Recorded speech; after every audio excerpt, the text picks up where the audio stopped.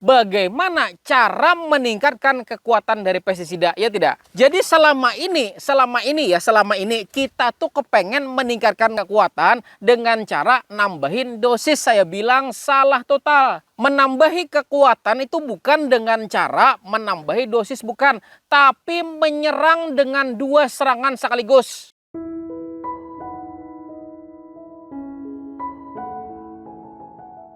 Apa itu resistensi? Nah, resistensi adalah kemampuan hama atau penyakit bertahan hidup dari tembakan pestisida yang kita berikan. Semakin tinggi kemampuan resistensi dari hama maupun penyakit, artinya hama penyakit tersebut akan memiliki kemampuan untuk bisa bertahan dari tembakan pestisida tersebut.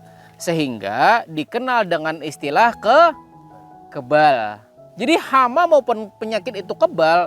Nah, itu dibedakan menjadi 3 jenis. Yang pertama adalah namanya kekebalan yang disebut dengan toleransi. Toleransi di sini ketika kita menyemprot pestisida dengan dosis tertentu, nah hama tersebut tidak apa-apa. Misalnya kita rekomendasinya dosisnya adalah 1 mili per liter air. Namun yang terjadi adalah kita melakukan penyemprotan kurang dari yang dianjurkan. Maka hama tersebut tidak akan mati, tapi terlindungi oleh yang ada di dalam tubuhnya sendiri. Sehingga dia dapat menetralisir pestisida yang kita berikan. Sedangkan resistensi yang kedua itu disebut dengan namanya kekebalan genetik. Ini yang sering terjadi. Misalnya contoh nih, kita menyemprot pestisida, misalnya sesuai rekomendasinya 1 mili per liter air. Namun kita di sini katanya supaya pengen cepat mati, maka dinaikkanlah dosis menjadi 2 mili per liter. Kira-kira mati itu tidak kira-kira? Mati. Tapi di antara 100 ekor hama, kan 100 ekor hama, ternyata yang mati ada 93. Berarti yang hidup berapa? 7. Kan yang namanya makhluk hidup itu kan pasti dia akan berkembang biak, ya tidak? Berkembang biak. Kalau berkembang biak berarti kawin, ya tidak? Nah, kan kayak gitu. Nah, ketika kawin, maka anak dari orang tua yang kebal tadi akan mewarisi genetika orang tuanya sehingga anak-anaknya jadi kebal. Jadi kalau rekomendasi dosisnya adalah 1 mili per liter air, kemudian kita naikkan menjadi 2 mili per liter air, nah mungkin 95% mati. Tapi yang jadi masalah adalah 5% ini. 5% ini nanti ketika berkembang biak, maka anaknya akan mewarisi sifat dari orang tuanya. Sifat dari orang tuanya tersebut kemudian menurun ke anaknya. Misalnya ya, yang tadi kan hidup 7 ekor, ya tidak? 7 ekor. Artinya misalnya dari 7 ekor hama yang kemudian mereka kawin dan kemudian berkembang biak, bisa jadi nanti akan menghasilkan lebih dari 100 ekor hama baru.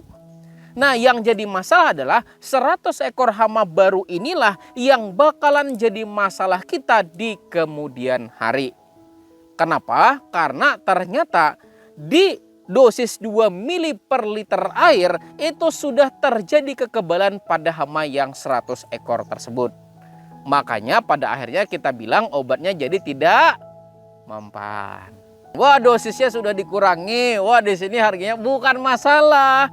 Dosis yang dibikin perusahaan itu tetap sama. Yang jadi masalah adalah terjadi mekanisme kekebalan genetik pada hama tersebut yang diakibatkan oleh dosis yang terlalu berlebihan. Nah, gitu kan, banyak puas, iya kan gitu kan. Terkadang kita nih kan kalau melihat hamanya mati baru kita puas kan begitu. Nah, jadi yang namanya pestisida ada yang bisa langsung mematikan, ada yang sifatnya itu ada waktu tunda. Sebagai contoh, misalnya ada namanya rodentisida. Nah, rodentisida sejenis petrokum, ada kan kresnakum, petrokum yang orang kita bilang gulaan, yang warnanya apa? Biru, ya tidak? Nah, jenis tersebut ketika dimakan oleh tikus, maka tidak langsung saat itu mati. Matinya selama 2 hari. Namun yang terjadi adalah ketika misalnya tikus itu makan gulaan, maka air susu yang dihasilkan oleh tikus tersebut juga mengandung racun. Sehingga ketika dia pulang ke sarang, kemudian menyusui anaknya juga kena racun. Itu sebetulnya, cuman terkadang karena kita tidak melihat matinya di mana, mati atau kada, akhirnya kada puas. Nah, itu yang jadi masalah. Padahal cara kerja dari ujar kita gulaan, yang rodentisida, yang biru, petrukum, kresnakum, dan segala macamnya, itu dia sistemik 2 hari. Sistemik 2 hari ketika termakan oleh tikus tidak langsung. Jadi ketika dia pulang ke sarang, ya tidak pulang ke sarang, kemudian dia menyusui anaknya, anaknya juga tak minum racun. Nah, itu sebetulnya memang kayak gitu, diciptakan jenis Petrokum itu memang kayak gitu, Kresnakum memang kayak gitu. Cuman karena matinya tidak saat itu, makanya kita langsung bilang kada mati. Nah, itu. Jadi pestisida itu ada yang langsung bisa mematikan saat itu, ada yang ternyata butuh waktu tunda. Orang punya tujuan. Cuman karena apa yang namanya sosialisasinya jarang, kemudian pengetahuan tidak sampai ke petani, sehingga petani ini kan melihat sifatnya. Oh, bilanya apa yang kulihat itulah yang terjadi, kan begitu. Karena tidak ada atau tidak pernah ada sosialisasi. Nah, itu. Jadi kembali lagi kita lah ke soal resistensi, ke soal kekebalan. Jadi kekebalan itu ya yang terjadi karena bisa jadi toleransi, di mana pestisidanya kita semprotkan terlalu rendah, bisa juga terjadi karena pestisida yang kita tembakan terlalu tinggi dosisnya, maka terjadi namanya kekebalan genetik. Dan juga resistensi itu juga bisa terjadi karena penggunaan suatu bahan aktif yang ditembakkan secara berulang-ulang. Lalu ya, apa saja sih sebetulnya penyebab-penyebab selain dari yang saya sebutkan tadi yang bisa menyebabkan kekebalan dari hama tersebut? Jadi yang pertama sama sekali adalah seperti yang saya sebutkan, penggunaan pestisida yang itu aja terus dan juga dilakukan secara berulang-ulang menyebabkan hama tersebut kebal karena dia sudah kenal. Nah ya, jadi penggunaan pestisida itu saja berulang-ulang dalam jangka waktu yang lama bisa jadi menyebabkan hama tersebut akan paham. Sebagai contoh, misalnya Anda memasang jabak kana, kemudian ada yang lari. Kira-kira hakun lah lewat situ lagi nya. Dah hakun lagi. Nah, karena apa? Karena sudah pernah terjadi sehingga menyebabkan namanya efek jera. Nah, bila sudah efek jera, kalau kita pasang di situ lagi tidak akan mempan. Jadi, kita tahu bahwa kalau kita menggunakan cara itu aja terus, maka yang terjadi bisa jadi dia bakalan paham. Setelah paham, dia akan lebih kebal. Kemudian juga penyebab kekebalan yang nomor 2 adalah dosis yang tidak tepat, yang seperti yang saya sebutkan tadi, terlalu banyak pestisida. Nah, itu yang disebut dengan resistensi genetik tadi. Nah, artinya di sini pian-pian sebaiknya ikuti anjuran yang ada di kemasan. Lalu mungkin yang jadi pertanyaan adalah, kan gini ya, dosis yang dianjurkan oleh perusahaan setempat yang membuat dari pestisida itu memang sudah dilakukan namanya pengujian. Artinya apa? Kita tinggal sesuaikan. Kalau misalnya dosisnya adalah 0,5 mili per liter, 0,5. Sementara satu tangki sprayer itu adalah 16 liter, maka berapa satu tangkinya? Kurang lebih 8 mili, kan begitu ya kada? Artinya 8 mili kita ngasihnya. Kemudian misalnya lagi kalau dosis rekomendasi 0,75, berapa kira-kira? 12, ya tidak? Karena kalau 1 mili berarti 16. Mungkin di sini yang paling sering bikin kita salah di lapangan adalah penggunaan takaran menggunakan tutup. Padahal kita tidak tahu berapa sih kira-kira satu tutup itu miliannya. Lalu bagaimana cara kita supaya lebih tepat? Ya tidak. Maka gunakanlah takaran namanya sendok. Karena 1 sendok sudah kami ukur pribadi dengan beberapa petani, 1 sendok itu 5 mili. 1 sendok makan. Nah, full garis. Dan itu berlaku untuk larutan ya. Larutan. Jadi yang bentuk larutan, bentuk cair. Nah, itu kan pasti karena kalau larutan itu kalau lebih kan pasti tumpah. Nah, artinya bila sebelum tumpah itu 5 mili. Nah, kalau serbuk tidak berlaku. Jadi kalau dosis cairan, ya kalau cairan silahkan gunakan takaran sendok. Lalu kalau misalnya dosis rekomendasi adalah 0,5 mili per liter air. Tadi kan 0,5, satu tangkinya berapa? Berapa liter? 16. Berarti berapa mili satu tangkinya? 8 ya tidak? Nah 8, satu sendok tadi 5 mili. Berarti berapa sendok? 1,5 sendok lebih sedikit. Nah berarti segitulah Anda masukin pestisida per tangkinya. Lalu ada tidak lagi yang lebih akurat? Jawabannya ada. Ini yang paling harusnya yang paling akurat dan sebaiknya ini dimiliki oleh para petani, yaitu apa namanya? Suntikan. Karena apa? Karena suntikan itu sudah jelas sekali tarik 2 mili, sekali tarik 5 mili, sekali tarik 8 mili. Maka saran kami belilah yang 10 mili. Berapa harganya? 2.000. Bahkan bisa gratis minta sama bidan. Silahkan ya, ini PR buat pian. Silahkan deh yang pian kira tutup itu 10 mili, takari bujur-bujur berapa sendok. Jadi PR kayaknya setelah ini, pianlah di rumah coba yang selama ini satu tutup. Ambil tutupnya aja, tidak perlu larutannya, cukup ambil air biasa. Lah ambil air biasa, kemudian air yang masih dalam bentuk wadah, tak Anda masukin ke sendok. Ya kan, tap ke sendok, masukin ke tutupnya. Kalau 3 sendok berarti berapa? 15, berarti salah. Nah jadi setelah ini coba pianlah takari. Pian coba takari yang selama ini dosis tutupnya misalnya kan 2 tutup. Coba deh satu tutupnya berapa?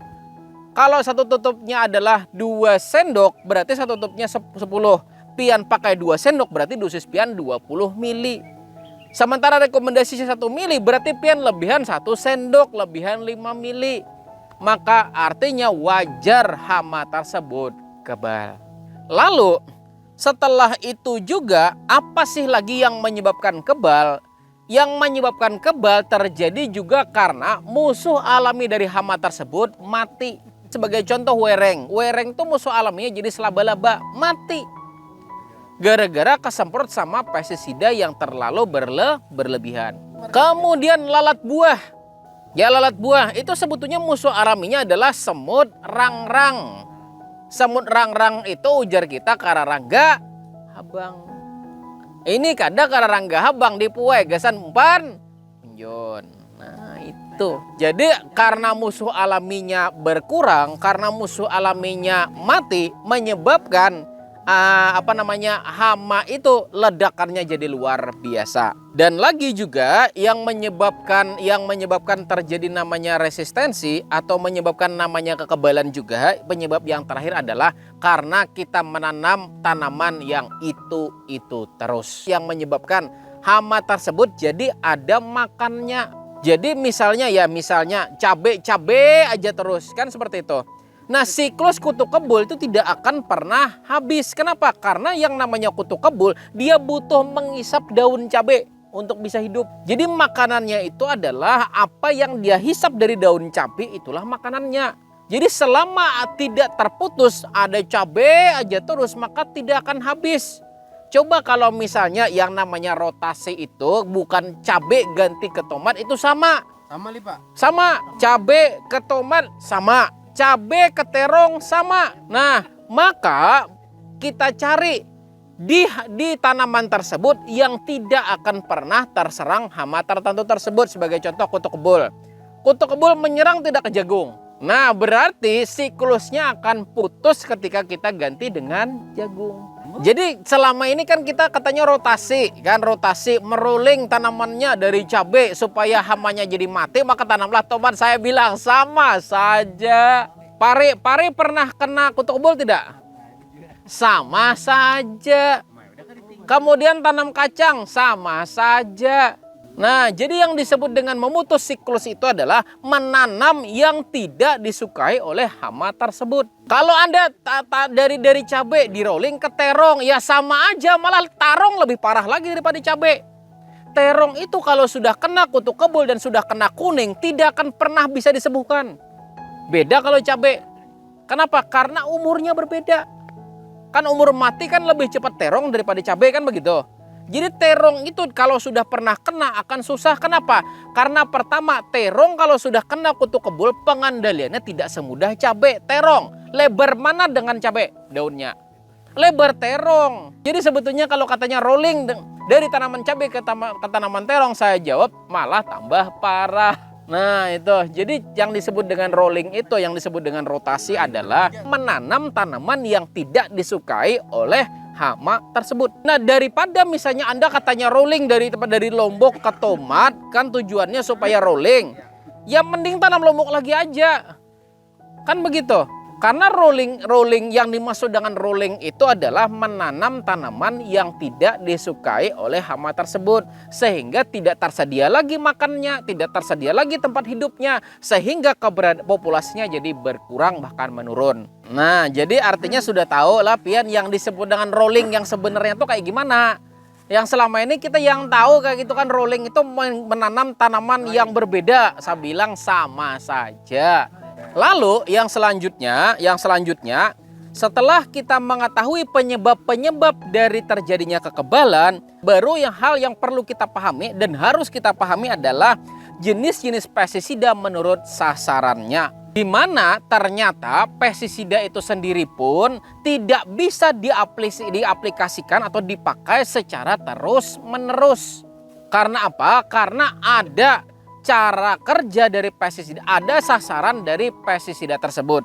Di mana sasaran dari pestisida ada yang namanya kontak kulit.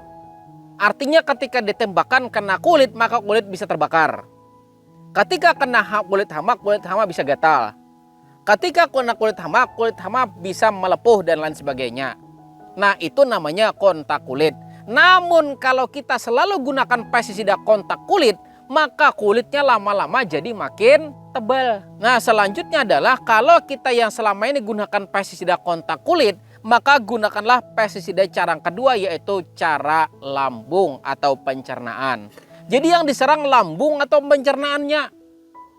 Kulitnya kebal, lambungnya belum kebal, maka mati. Tapi kalau keseringan menggunakan pestisida lambung atau pencernaan, maka lama-lama lambung atau pencernaannya jadi keras. Sehingga kalau kita gunakan pestisida kontak lambung lagi, pencernaan lagi, tidak akan mempan. Maka cara selanjutnya adalah kita harus ganti dengan tujuan yang lain.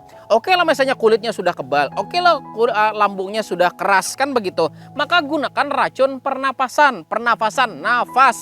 Kemana yang diserang? Paru-paru. Nah itu, jadi paru-paru lagi yang diserang. Sebenarnya yang benar itu adalah, ini kan rolling, kan ini kita misalnya beli 1 bungkus pestisida. Habis dan itu sudah racun lambung. Maka jangan itu lagi kalau habis. Gunakan racun yang lain. Supaya apa? Supaya kita di sini bervariasi. Nih kita sudah menyerang lambungnya. Kemudian 1 bulan kemudian jangan lagi diserang jenis lambung, serang jenis pernafasan, nah serang jenis kulit dan sebagainya. Lalu yang keempat adalah saraf. Saraf itu di mana? Jurang saraf itu kan kayak ini kalau jurang saraf ya kalah. Nah jurang saraf ya lah. Berarti di mana? Di kepala. Kan itu. Yang namanya racun saraf ini bervariasi. Ada namanya mengganggu keseimbangan. Ada. Harusnya terbang ke kiri malah ke kanan. Ada yang harusnya naik malah turun. Ada yang malah muter-muter. Nah itu racun saraf. Lalu kalau ternyata saraf sudah kebal, maka ada lagi namanya racun metabolisme. Artinya kayak contoh kita ini sedang bermetabolisme ketika kita berkeringat. Tubuh berkeringat berarti tubuh sedang bermetabolisme. Apa yang terjadi kalau kita tidak bisa berkeringat? Nah seperti itu juga yang terjadi pada hama. Hama kalau tidak bisa bermetabolisme, lama-kelamaan tubuhnya bakalan sakit. Dan ketika sakit dia bakalan mati. Lalu ternyata lagi selain dari racun metabolisme ada lagi namanya racun reproduksi. Jadi dibikin supaya hamanya jadi mandul. Ada juga namanya reproduksi penghambat, artinya dia kalau memang orang tuanya ya orang tuanya aja. Nah anaknya supaya jangan lagi bertambah banyak. Dan yang terakhir ada namanya racun penghambat makan. Sebagai contoh kayak wereng. Wereng itu kan dia menghisap. Nah kan menghisap. Nah artinya apa? Kalau kita menggunakan namanya penghambat makan, werengnya ada tapi tidak bisa ngisap.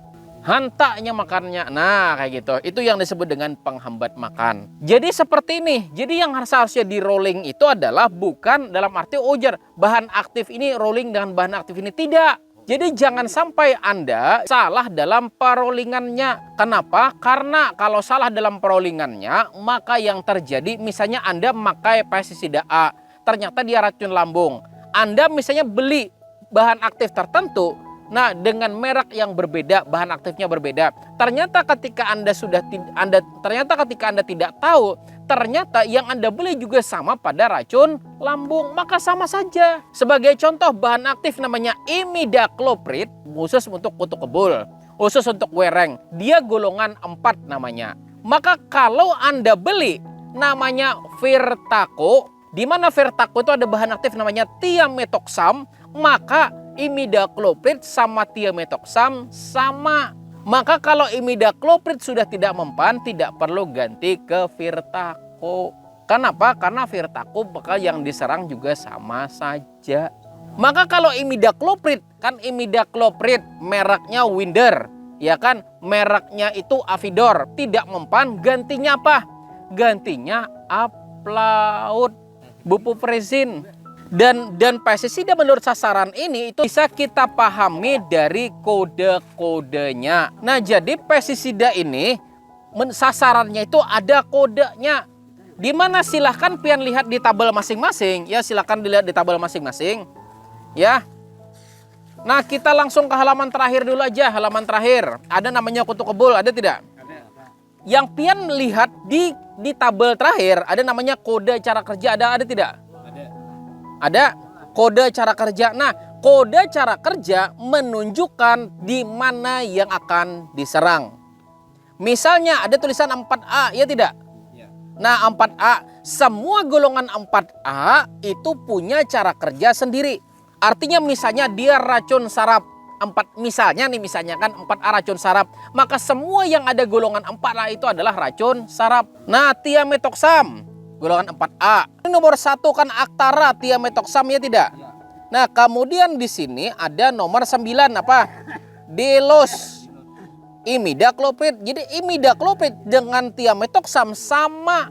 Jadi kalau Anda campur imidacloprid dengan thiamethoxam, sebetulnya Anda justru nambahin dosis. Kemudian di sini ada golongan 1B. Ya, ada namanya 1B Acefat nomor 14/15 ada.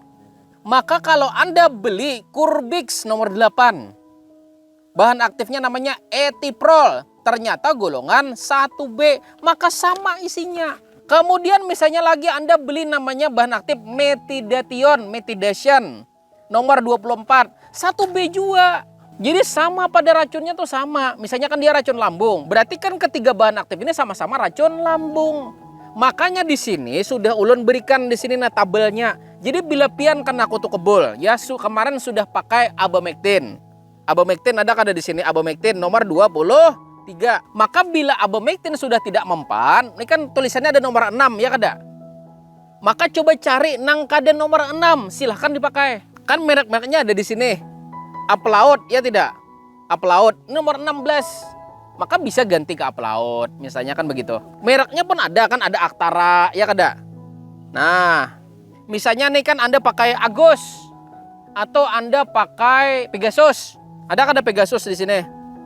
Nah, Pegasus golongan 12. Jangan golongan 12 lagi dipakai. Jadi Anda pakai Agus berganti sama Pegasus sama pada 12. Pokoknya pian sederhana. Ini kan sudah ulun bekali, ini kan obat-obatan sudah ulun bekali.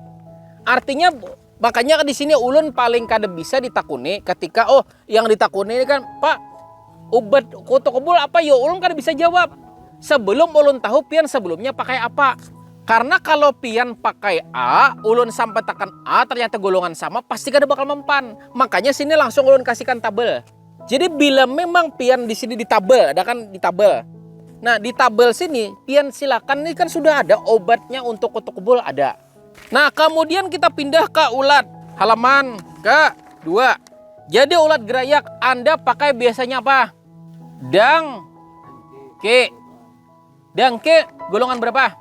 1A. Ya, 1A. Maka jangan pakai BPMC. Jangan pakai BPMC. BPMC itu apa bahan anunya mereknya? Bas, ya tidak? Atau bas. Jangan pakai bas. Kenapa? Karena coba lihat, Anda pakai dangke, bahan aktifnya metomil. Golongan berapa? 1A. Maka kalau Anda pakai Darmabas sama pada golongan 1A, kada bakal mempan. Lalu pakainya apa? Pakai lambda sihalotrin. Apa lambda sihalotrin? Misalnya kan actostrin, itu bisa. Kemudian lagi di sini ada alanda, ada. Kemudian lagi di sini pakai emamectin benzoat nomor 31 fenite, bisa. Nah, kan ada amate. Amate ini golongan 22. Jadi kalau Anda mau ganti dari dangke ke amate, boleh, silakan. Kan sudah kan di sini pokoknya intinya pian-pian kalau bermasalah sama hama, silahkan ini jangan sampai hilang. Lalu ini ada tambahan sebelum ini ulun akhiri, ada satu lagi. Bagaimana cara meningkatkan kekuatan dari pestisida, ya tidak? Jadi selama ini kita tuh kepengen meningkatkan kekuatan dengan cara nambahin dosis. Saya bilang salah total. Menambahi kekuatan itu bukan dengan cara menambahi dosis, bukan, tapi menyerang dengan 2 serangan sekaligus. Apa yang diserang? Bagaimana caranya? Serang lambung, serang paru-paru. Kemudian serang pernafasan, serang kulit. Serang reproduksi, serang penghambat makan. Itu langsung. Jadi dalam arti meningkatkan kekuatan pestisida bukan dengan cara mendobel, bukan ya Pak ya. Tapi dengan cara, yaitu dengan menyerang 2 sekaligus. Pernapasan sama saraf, langsung. Pernafasan sama lambung, silakan langsung. Nah, lalu bagaimana cara mencampurnya, ya tidak? Nah, mencampurnya bukan langsung dalam satu wadah seperti ini langsung masukin 2, bukan. Tapi silakan ambilkan 1 aqua dulu. Nah, tapi ambil 2 buah wadah. Pestisida A masukin sini, pestisida B masukin sini. Nah, A aduk rata, B aduk rata, baru silakan Anda campur. Karena kalau Anda langsung campur di sini, ya langsung campur di sini, ini takutnya terjadi namanya incompatible atau disebut dengan penggumpalan. Karena apa? Karena kalau obat bergumpal, ya kan, berarti bahan aktifnya di mana? Atas apa di bawah? Di atas. Obatnya di atas, yang di bawah apa? Banyu. Maka yang Anda tembak itu banyu. Makanya, Bang, tembak aku Bang. Jangan nyatain tembak banyu. Tapi boleh silakan. Obat lambung sesuai rekomendasi 8 mili. Kemudian obat saraf 8 mili, boleh. Nah, jadi yang kalau Anda hendak puas, kan kita hendak puas ya kada. Jadi jangan langsung memberi dosis double lah. Tapi dengan cara 2 bahan aktif diserang dengan serangan yang berbeda. Ini menyerang saraf.